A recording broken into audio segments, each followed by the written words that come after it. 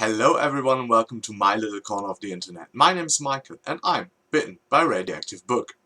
Seeing me out of frame always means that it's time for a new episode of Michael Reads Marvel, where I show you all the comics I've got this week, and this time I already read them and can talk about them a little bit more and tell you how much I like them or how much I think it would fit you maybe as a new reader to get started with that particular series. I have 7 comic books to show you, so let's get into it. The first book I want to talk about is All New Wolverine. For those of you who didn't follow like the latest Wolverine series, Wolverine actually died in the Marvel Universe in his last series. He is kind of back because there is like an older incarnation of him from another reality, the Old Man Logan. That is another comic that will come out pretty soon. But for now, the real Wolverine of the normal Marvel universe is dead. So his clone X-23, Laura, as you might know her, takes up the role of the Wolverine. And this is quite an interesting thing. I'm not sure if this is going to work out in the long run, because Wolverine has a very die-hard fan bases. You expect certain things from a Wolverine title, for example Wolverine's a vast past being catching him up a little bit, and so I was quite hesitant to go into it. I love X-23 as a character, but I'm not sure if she is like the best fit for the Wolverine role. And with X-23 being a part of the all-new, all-different X-Men, it might be something, the Wolverine series gets more of a lighter-hearted tone, and that already shows a bit in this first installment. I was a bit disappointed in this one, so maybe one of the weaker titles I've read this week, because the story doesn't really grip me at the first moment. I thought the revelation towards the ending was quite obvious at that point, and the decision of what the first story arc might look like is something I'm more meh about it. I will give this another few issues because I really like Laura as a character. Angel, the teenage Angel version from the past, is a secondary character. So I think for the characters I will give this a go, but from the story so far it was not my favorite book of the week. Let's leave it at that. Next we have the all-new, all-different Avengers.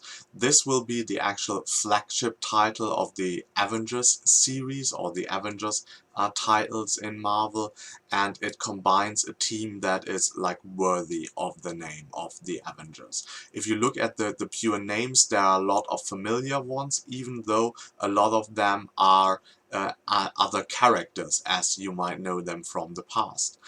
We have Captain America, but it's the new Captain America. The Falcon actually took over the costume of Captain America due to Captain America's old age now that caught up to him. It's a very classical character in a new role. Same goes for the female Thor. Of course, Thor like a founding member of the Avengers, but the female Thor quite new. We have more younger characters on the team, like Miss Marvel, Kamala Khan, Sam Alexander, the new Nova, Miles Morales, the Spider-Man from the Ultimate Universe. So we have a lot of huge names, but actually rookie characters carrying those names, accompanied by a few veterans like the Vision or Iron Man. I think the book was very good in establishing the new team. It has 2 parallel storylines, one of them being like how Captain America, Iron Man and Spider-Man come together. The other one is the first meet up by or the first very awkward meet-up by Nova and Miss Marvel. That was quite hilarious to read. Thor and Vision are absent in this book, so Mark Waid, the author, takes a bit of his time to introduce the characters. I think that works out pretty well. And for those of you looking for a series to get started with, I think Avengers, or All New, All Different Avengers, could be a good starting point, because I know a lot of people from the booktube world are reading, for example, the Miss Marvel comics. Caitlin and I are going to feature the Nova series in one of our collaboration videos. So there are maybe a few characters you are familiar with. Maybe somebody reads the female Thor or Captain America, as it's the most political comic at the moment, and all those characters are all inside the All New, All Different Avengers. So maybe you have a character or two you already read about or are interested in, and you can see them in this title as well, and then maybe discover other characters that might be of interest to you, and then pick up their solo series as well. So I think that is a solid book to get started with. I really liked it, probably like a 4-star read for me, so yeah, a very solid first issue. Next up we have the Illuminati. The Illuminati is a series about villains. The Hood is putting together a new team of villains to face off against teams like the Avengers, or just, for example, simply get rich and powerful. And it gives a very interesting, inside peek into the mind and the dynamics of some of the villains. That first issue introduces us to Titania, or Titania, the girlfriend of the Absorbing Man, and in the inside page I'm going to show you, we see like the first page, I think, of the comic, where she talks to the Absorbing Man, who's still like in jail, and she thinks about getting legit and getting a job, and doing something steady with her life. And then we see inside the comic how she's thrown in with the Hood. So that is like a slow build-up issue. I really liked the story and the development, and I think I'm going to stick with the series, because I always like these series when Marvel does it, that give us a bit of insight into the villains' minds and establishing their characters a little bit more. So that's going to be interesting. I'm not a huge fan of the very comic-y art style, so that might be the most turn off for me. But if you're a fan of those kind of art, then that might be an interesting comic to pick up. And of course, if you're interested in some of the maybe lesser known villains of the Marvel Universe, or read about some more obscure characters, then that might be a book to go for. And as we are already inside the All New, All Different Marvel Universe, we still have to wrap up actually the largest or biggest event of maybe the last decade or the last couple of decades, the Secret Wars storyline that actually leads into the All New, All Different Marvel Universe. Through some delays, the start of the new series and the ending of the actual event series that produced all this new different universe, it didn't come together, and so Secret Wars is still rolling. I think in the end it was planned as an 8-part series. In the end it will have like 9 parts, and part 7 came out yet this week. The series in itself, I think, is a very solid event for Marvel. Not my favorite event, but definitely with large consequences, and so that is always interesting. In those kind of event and crossover series, we always get to see like characters in a different kind of light, and there's a lot of what-if possibility in it, so it is with Secret Wars as well.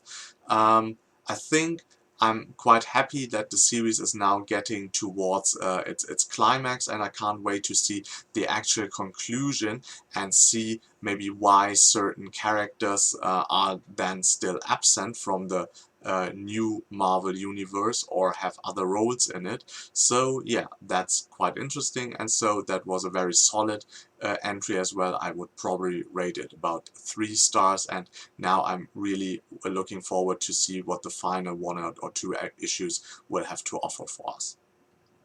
Next up, we have the series I was looking forward to the most. It's the Ultimates. The Ultimates normally in the Ultimate Marvel Universe were like the equivalent of the Avengers. So the Ultimates in the all new or different Marvel Universe will also belong to the Avengers family, but will also tie in heavily into the galactic titles. Because the Ultimates are a bunch of very like strong and powerful characters, even for like Avengers kind of standards. Miss Marvel or Captain Marvel in this case being one of the most powerful heroes we have to offer. The Blue Marvel, Adam Bashir, is also one of the most powerful characters inside the Marvel universe, as is Miss America Chavez, who is part of the team. Very interesting Hispanic lesbian women. So for all the LGBT Q readers, that is maybe an identity figure. So we have a very interesting and very diverse compilation of the team. Spectrum, Monica Rambeau is on the team, who has been actually a former Captain Marvel, and when I started out reading Marvel comics back in the 80s, she was actually like the leader of the Avengers, and Captain Marvel at that time. So I'm quite happy to see her back here in a leading role as well. And yeah, this is a title where the team faces off against cosmic threats or tries to solve cosmic problems. That first issue was more of an introduction to the characters and maybe what they want to achieve. It also tells us a little bit more about the new world order in the all new or different Marvel universe. That was quite interesting. Written by Al Ewing, as is his series The New Avengers. There are some connections between the series. There is, for example, the mention that the son of Blue Marvel is actually working as a scientist for Sunspot, who is the leader of the New Avengers over at Avengers Idea Mechanics. So I assume that there will be crossovers between the 2 series, and I'm really looking forward to those. Al Ewing is a writer I really like. I like the dynamics he creates within his teams, and yeah, that's why I'm really looking forward to the Ultimates. The ending of it is very spectacular, and I can't wait to see how yeah, this series continues. And last but not least, in the regular titles I picked up is the Uncanny Avengers. This time it's issue 2 of the series, so the series started already last month. So the team is actually in the midst of an epic fight that's going on in Boston between them and a new Inhuman character that yeah, has overrun parts of the town by organic materials, creating like a jungle or some kind of wood there. And as you can see on the inside page, there's a lot of action in it. That is one of the things that actually slows the book down. That may sound weird, but there's a lot of action and fighting going on in the first chapter, and so we don't have that much like real character development, character interaction. There's banter, of course. Deadpool has a few great throwaway lines.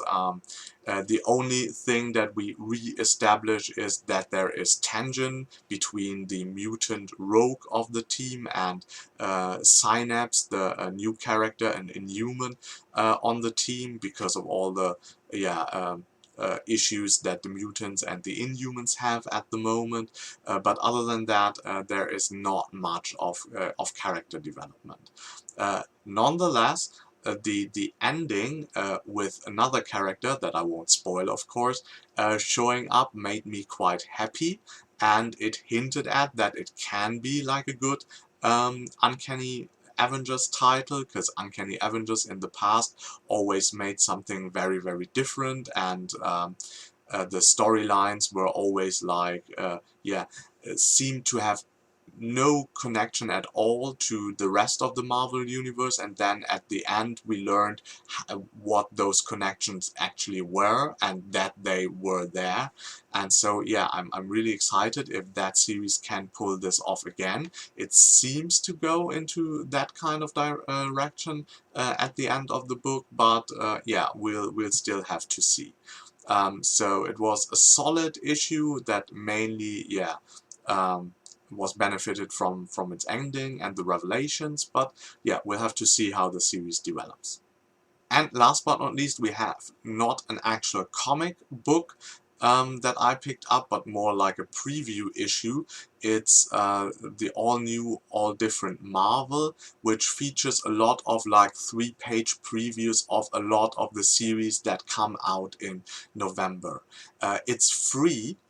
For example, you can download it free on Comixology, and so if you are just looking into, oh, what is out there at the moment and what are the various different art styles of some of the series, then that might be something to pick up for free, get a little bit of a glimpse on how the art looks, how maybe the atmosphere is, showing you a few of the characters that take part in each series. So yeah, that might be worth to look into if you just want to browse a bit of what's out there at the moment.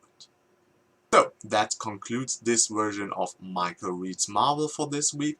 I hope you had fun with it. If you did, please hit the like button. If you want to see more of me, subscribe to my channel. And until next time, I hope you get bitten by a really good book too. Bye!